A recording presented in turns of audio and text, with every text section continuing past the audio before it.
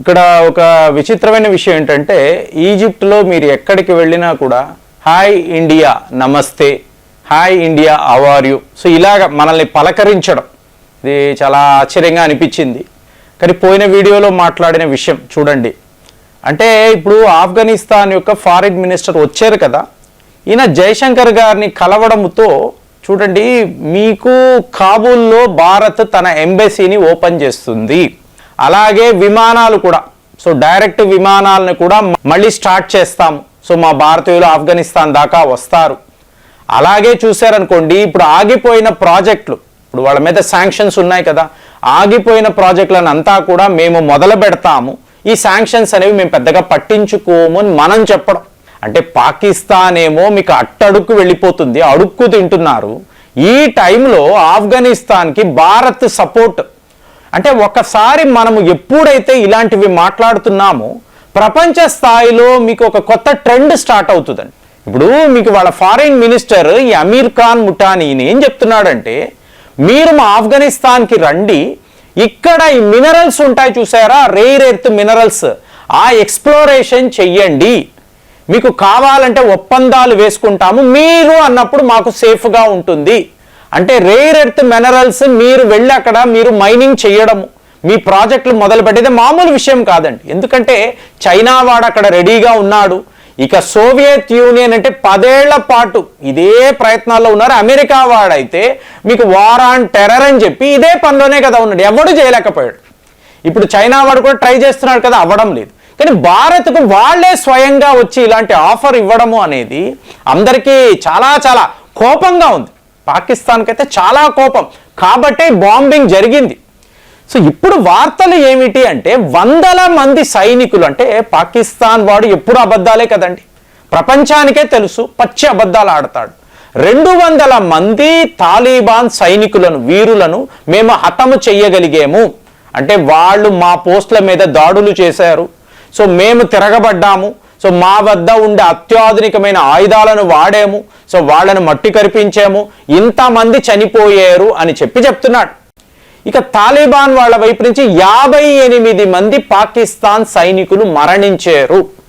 ఇది చాలా పెద్ద వార్త. 58 మంది ఒక దేశం యొక్క ఆర్మీ. ఆల్రెడీ మనము చూసాము, మీకు బలూచిస్తాన్లో ఇదే జరిగింది. ఇవాళ తాలిబాన్ తీవ్రవాదులు కాదు ఫ్రెండ్స్, గుర్తుపెట్టుకోండి, వీళ్ళు తీవ్రవాదులు కాదండి, తాలిబాన్ ఆర్మీకి చెందిన వాళ్ళు, అంటే ప్రభుత్వానికి సంబంధించిన సైనికులు. అంటే అఫీషియల్గా ఆఫ్ఘనిస్తాన్ పాకిస్తాన్ మధ్య యుద్ధము జరుగుతుంది. ఇదేదో ఎక్కడెక్కడో ఈ తైరికి తాలిబాన్ పాకిస్తాన్ వాళ్ళేదో పాకిస్తాన్ పోస్టుల మీద కాదండి, అలా కాదు.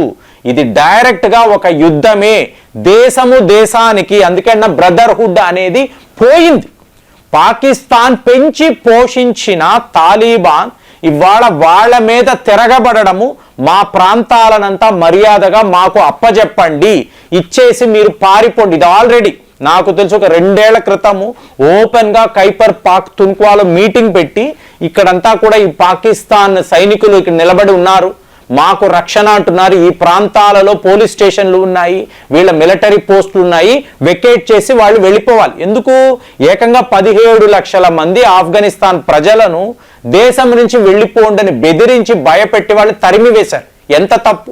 ఆ రోజుల్లో అమెరికా వాడు చెప్పాడు, మనకు మనుషులు కావాలి, యువకులు కావాలి, నువ్వు తీసుకురా అంటే వీళ్ళు ఆఫ్ఘనిస్తాన్ వెళ్ళి ఫ్యామిలీస్తో మీరు పాకిస్తాన్ వచ్చేయండి, మీకు కావలసింది మేము చూసుకుంటామని చెప్పి వాళ్ళు అక్కడికి వచ్చిన తరువాత వాళ్ళను తీవ్రవాదులుగా మీరు మార్చి ఇవాళ ఏమంటున్నారు, అయిపోయిందిరా మీతో పని, మీరు అందరూ వెళ్ళిపోండి అంటే మీకు 30 ఏళ్ల పాటు 35 ఏళ్ల పాటు అక్కడ ఉన్నవాళ్ళు, అప్పుడే పుట్టిన పిల్లలు ఇవాళ 35 ఏళ్ళు ఉంటుందండి వాళ్ళకి, వాళ్ళందరూ ఈ దేశాన్ని విడిచిపెట్టి వెళ్ళిపోవాలంటే అంటే నీకు ఆ యువకులు తీవ్రవాదులు మాత్రమే కావాలి, వాళ్లకు సంబంధించిన ఫ్యామిలీస్ అక్కర్లేదు, అంతేగా. అంటే ఎలా వాడుకుంటున్నాడు చూడు, వాడుకొని వాళ్ళని తరిమేయడం. సో ఇదే ఇవాళ తాలిబాన్కి కోపం. కానీ ఇక్కడ పెద్ద కామెడీ మీరు ఏం చూడాలంటే, పాకిస్తాన్ వాడు సౌదీ అరేబియాతో ఒక ఒప్పందం, డిఫెన్స్ ప్యాక్ట్, అంటే నీకు ఇజ్రాయెల్ వైపు నుంచి ప్రమాదము అంటే నేను ప్రొటెక్షన్కి వస్తాను. అంటే సౌదీ అరేబియా మీద దాడులు అంటే అది పాకిస్తాన్ మీద చేసినట్టే. ఒకవేళ పాకిస్తాన్ మీద ఎవరైనా దాడులు చేస్తే మీకు సౌదీ అరేబియా ప్రొటెక్షన్ ఇవ్వాలి. ఇదే కదండి వీళ్ళ ఒప్పందము. టర్కీతో కూడా ఇలాగే మొన్నటికి మొన్న ఒక అగ్రిమెంట్ వేసుకున్నాడు. ఇవాళ వీళ్ళందరూ ఏం మాట్లాడతారంటే, సౌదీ అరేబియా నేను మీడియేషన్ చేస్తున్నాను, పాకిస్తాన్కి ఆఫ్ఘనిస్తాన్ మధ్య నేను ఉండి యుద్ధాన్ని ఆపుతాను. టర్కీ వాడు కూడా ఇదే మాట్లాడుతున్నాడు. మరి తాలిబాన్ వాళ్ళు ఆగుతారా? ఆగే పరిస్థితి ఉందా? నాకు తెలిసి ఇంపాసిబుల్. ఇందులో భారత్ యొక్క రోల్, ఎందుకంటే వాళ్ళ ఫారిన్ మంత్రి ఇండియాకి రావడం, వచ్చిన తర్వాత జైశంకర్ గారి యొక్క వెర్షన్ వరస పెట్టి, అంటే ఈయనకి ఇదంతా ముందే తెలుసా? పాకిస్తాన్ వాడు రెచ్చిపోతాడు. ఆ కవ్వించే వ్యవహారం ఎలా ఉంటుందంటే, డైరెక్ట్గా ఆఫ్ఘనిస్తాన్ మీదే వీడు దాడులు చేస్తాడు, వాళ్ళు తిరగబడతారు, ఇది ఒక యుద్ధముగా మారుతుంది అని చెప్పి జైశంకర్ గారు ముందే ఊహించారా? లేదండి, అలాంటిది ఏమీ లేదు, మాకు దీనికి సంబంధమే లేదు.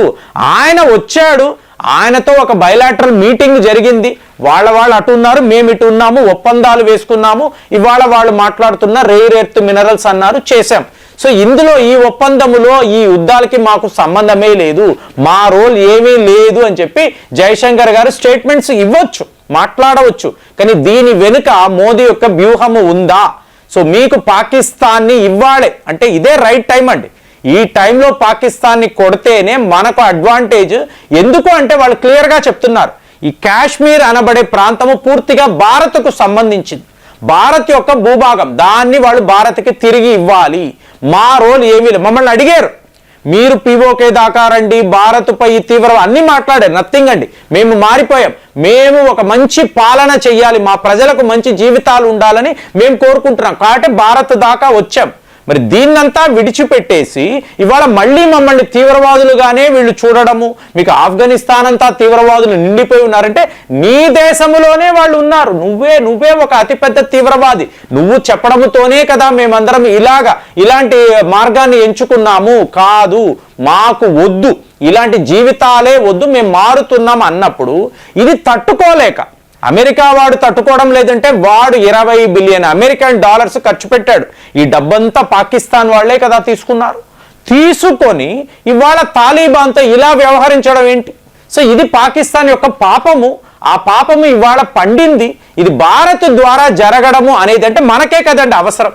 ప్రపంచంలో ఆఫ్ఘనిస్తాన్ పాకిస్తాన్ ఇష్యూ అన్నప్పుడు భారతే కదా డైరెక్ట్గా ఇంపాక్ట్లో ఉంటుంది.